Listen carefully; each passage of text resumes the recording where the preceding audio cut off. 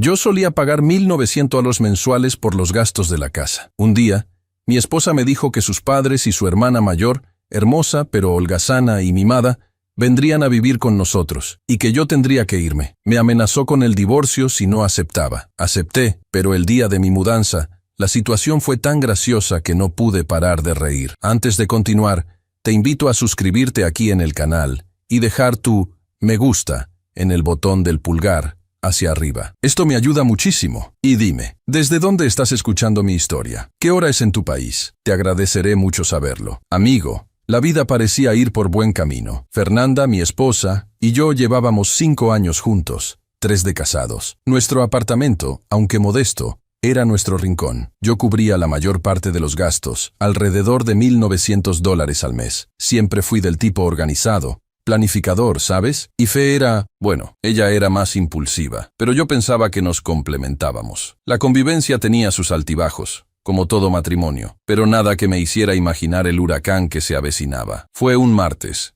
después de un día agotador en la oficina, cuando cayó la bomba. Llegué a casa, loco por una ducha y una cena tranquila. Fernanda estaba en la sala, sentada en el sofá, con una expresión seria en el rostro. Esa expresión que ya conoces, la que precede a una de esas conversaciones difíciles. Pensé, listo.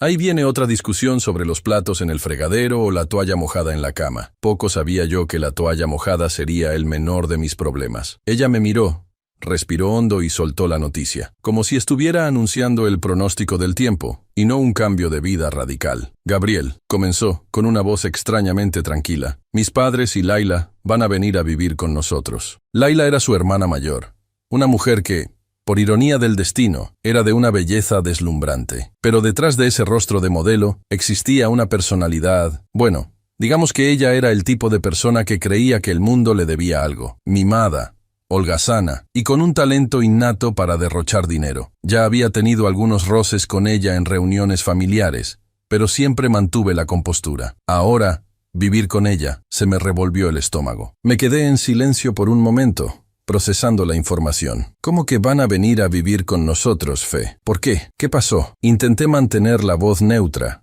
pero la incredulidad era palpable. Estaba pensando en nuestro espacio, en nuestra rutina, en nuestra privacidad, sin mencionar los $1,900 que ya gastaba. ¿3 personas más? Eso significaba más cuentas, más desorden, más todo. Ella me miró como si yo estuviera siendo el egoísta de la historia. ¡Ay, Gabriel!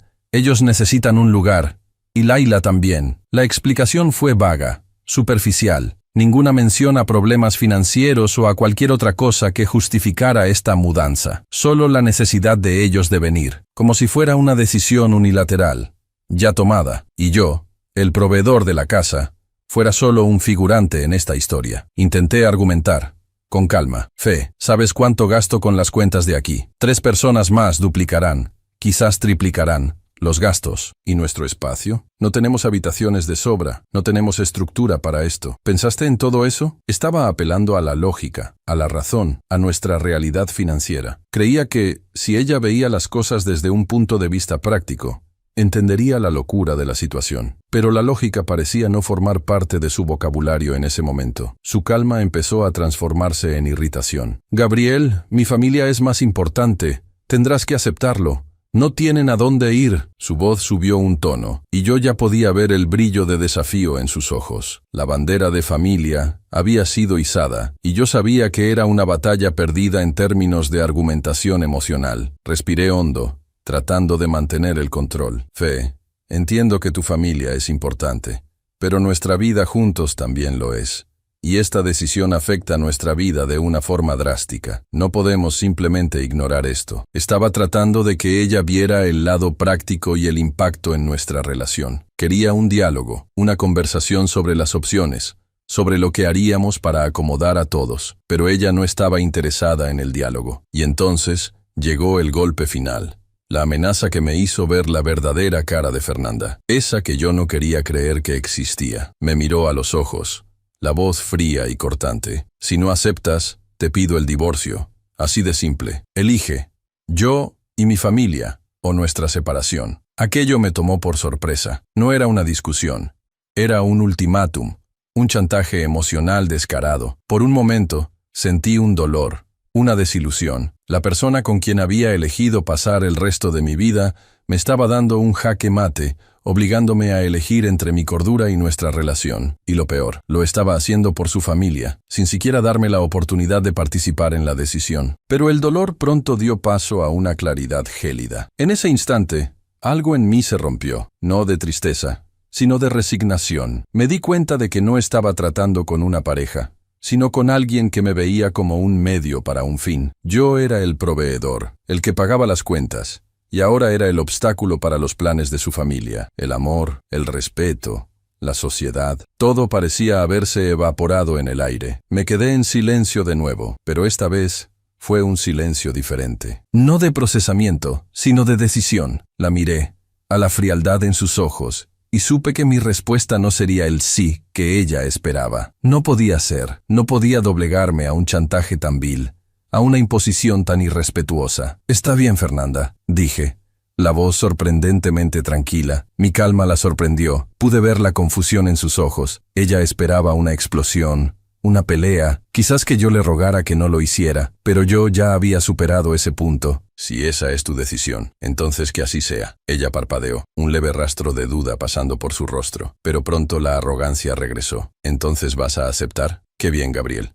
Hiciste la elección correcta». No la corregí, solo asentí levemente. Mi mente ya estaba trabajando en otra dirección. Ella creía que había ganado, pero la verdad es que, en ese momento, yo me estaba liberando. Me estaba dando cuenta de que, por más doloroso que fuera, no podía vivir bajo esas condiciones. No podía anularme en pro de una familia que no me respetaba y de una esposa que me chantajeaba. Ese era el final del camino para mí, pero no de la forma en que ella imaginaba. A partir de ese momento, el juego cambiaría. Y ella no tenía ni idea. Me levanté, tomé mi billetera y las llaves del coche. «Voy a salir un poco», dije. Ella solo se encogió de hombros, sin importarle. Y mientras cerraba la puerta del apartamento, supe que era el comienzo del fin de una era y el inicio de algo nuevo e incierto para mí. Pero una cosa era segura: no volvería a ese apartamento como el mismo hombre, ni bajo las mismas condiciones. La calma que me llenaba no era de aceptación, sino de una resolución fría e inquebrantable. La noche que siguió al ultimátum de Fernanda fue la más larga y decisiva de mi vida adulta. Conduje sin rumbo durante algunas horas,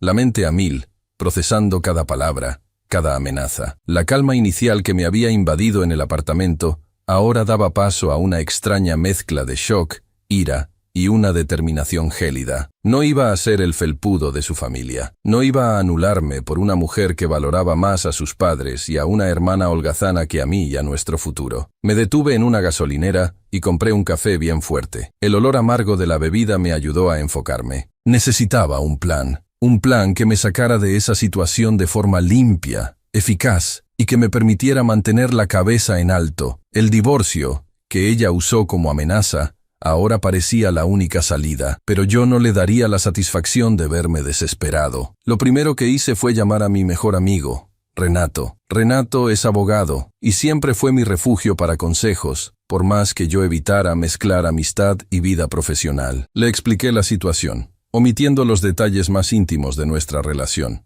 pero dejando claro el ultimátum y la inminente llegada de su familia. Él me escuchó con su paciencia habitual. «Gabriel, esto es chantaje descarado», dijo, con voz seria. «Ella está usando a la familia como escudo para manipularte. No puedes aceptar esto. Legalmente, las cosas están bien claras. El apartamento está a tu nombre, ¿verdad? Y tú eres el principal proveedor». «Sí, el apartamento era mío, comprado antes de casarnos, y yo asumía la mayoría de los gastos. Esto me dio un alivio momentáneo, pero el dolor de la traición todavía estaba ahí. Renato, no quiero peleas, pero tampoco puedo simplemente aceptar.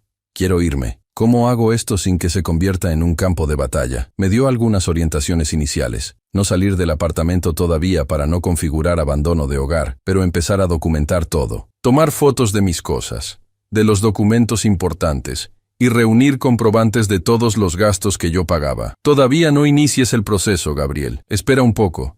Ve sus próximos pasos, pero estate preparado». Esa misma noche, volví a casa. Fernanda ya estaba durmiendo. Entré en mi oficina, encendí el ordenador y empecé a trabajar. Reuní todos los comprobantes de pago de las cuentas de la casa de los últimos 3 años. Alquiler, condominio, luz, agua, internet, supermercado.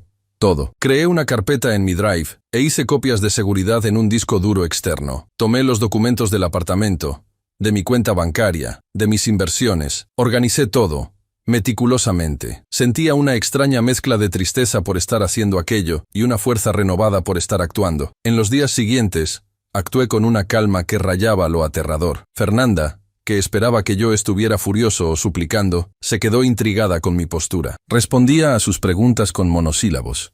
Evitaba discusiones y me enfocaba en trabajar y organizar mis cosas. Ella me veía arreglando algunas cajas en mi oficina, y yo decía que estaba organizando unos papeles viejos. Ella me creía. La verdad es que estaba separando lo que era mío, lo que me llevaría y lo que dejaría atrás. Libros, ropa, algunas pertenencias personales que tenían significado para mí. La fecha de la mudanza de su familia se acercaba. Fernanda estaba eufórica. Apenas podía esperar la llegada de sus padres y su hermana. Hablaba de lo bueno que sería tener a la familia entera reunida, de cómo ellos nos ayudarían con los gastos, algo que yo dudaba profundamente, dada la fama de Laila y la supuesta jubilación de sus padres. Yo solo escuchaba, asintiendo ligeramente, mientras el nudo en mi estómago se apretaba, pero por fuera yo era una roca. No le conté a nadie sobre mi decisión, excepto a Renato. No quería crear drama, ni quería que Fernanda supiera de mis planes. Necesitaba que ella estuviera completamente despreocupada, para que mi movimiento fuera lo más eficiente posible. Unos días antes de la fecha fatídica, Fernanda comenzó a hablar sobre los detalles de la llegada. «Van a venir con un camión de mudanza», dijo, animada. «Mis padres tienen unos muebles antiguos que podemos usar aquí en la sala. Y Laila va a traer algunas cosas suyas también». Mi corazón se aceleró. ¿Camión de mudanza? Yo sabía que el apartamento no cabría todo eso, pero mantuve la calma. «Claro, Fe», dije sin emoción. «Solo espero que quepa todo». Ella me miró, pareciendo un poco desconfiada de mi falta de entusiasmo, pero luego lo descartó. Estaba demasiado emocionada con la llegada de su familia. «Va a caber». Laila me dijo que sus padres tienen mucho dinero, que vendieron su casa y van a invertirlo todo en algo para tener una renta aquí. Nos van a ayudar mucho. Ya verás, Gabriel. Esa parte me llamó la atención. ¿Vendieron la casa y van a invertirlo todo? Pregunté tratando de parecer casual. Sí, Laila es la que está encargándose de todo para ellos. ¿Es tan buena con el dinero? Mi hermana es un genio. Vas a ver lo tranquilos que vamos a estar financieramente ahora. Aquello me pareció una alerta. Laila cuidando el dinero de sus padres. Eso olía a problema. Pero mantuve la cara de póker. Qué bien, Fe.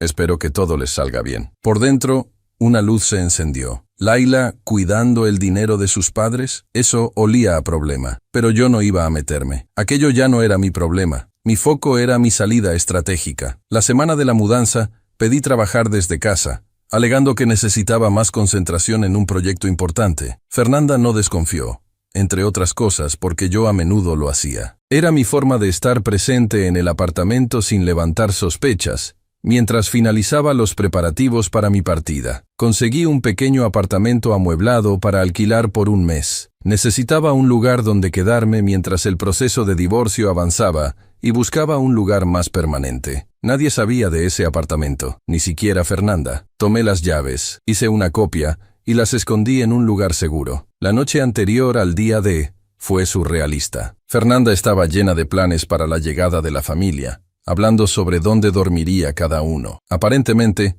la sala sería la habitación de sus padres, y Laila se quedaría en el sofá-cama de la zona de servicio adaptada. Yo escuchaba todo con una extraña sensación de desapego, como si estuviera viendo una película. Cuando ella se fue a dormir, empecé a actuar. Llevé las cajas que ya estaban listas a mi coche, discretamente, una por una. Puse los documentos originales que había reunido, mi portátil, algunas ropas esenciales y las llaves del nuevo apartamento. No era una huida, era una maniobra calculada. Dejé una nota sobre la mesa de la cocina, pero no para Fernanda, era para el repartidor de pizzas, en caso de que ella pidiera algo esa noche. Una nota normal. No quería levantar ninguna sospecha hasta el último momento. Me acosté en la cama a su lado, pero no dormí. Me quedé mirando el techo, repasando cada paso de mi plan. Fernanda dormía tranquilamente, ajena al huracán que estaba a punto de golpear su vida. No sentía ira por ella en ese momento, solo una profunda tristeza por todo lo que habíamos construido que se había desmoronado de una forma tan patética. Pero también sentía una ligereza, la sensación de que estaba haciendo lo correcto para mí. Al día siguiente, el día de la mudanza de su familia, me desperté temprano. Fernanda ya estaba levantada, agitada, llamando a sus padres y a su hermana cada 5 minutos. Yo tomé un café en silencio, me puse ropa informal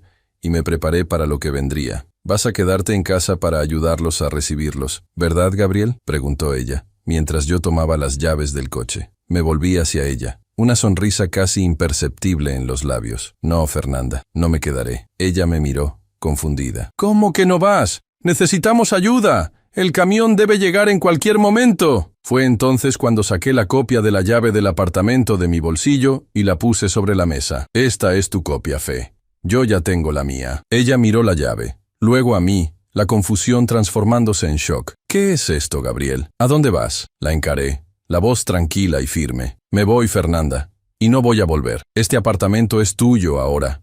O mejor dicho, es de ustedes. Tú, tus padres y Laila. Ya no es mi lugar». Su rostro palideció, su boca se abrió, pero ninguna palabra salió. Me di la vuelta, abrí la puerta y salí, sin mirar atrás. La sensación de libertad era indescriptible, y mientras entraba en el coche y arrancaba, sabía que el caos estaba a punto de estallar detrás de mí. Pero lo que sucedería a continuación, eso ni yo podría predecirlo. Pero estaba listo. La sensación de encender el coche y dejar atrás ese apartamento fue indescriptible. No era ira ni tristeza, era una mezcla de alivio y una extraña curiosidad sobre lo que pasaría a continuación. Estacioné el coche a unas pocas cuadras de distancia, en un lugar desde donde tenía vista a la calle del edificio, pero sin ser visto. Sabía que el circo iba a arder y quería tener el palco en primera fila. No tardó mucho. 15 minutos después de haberme ido, un camión de mudanza enorme, con el logo de una empresa de transporte muy conocida, se detuvo frente a mí,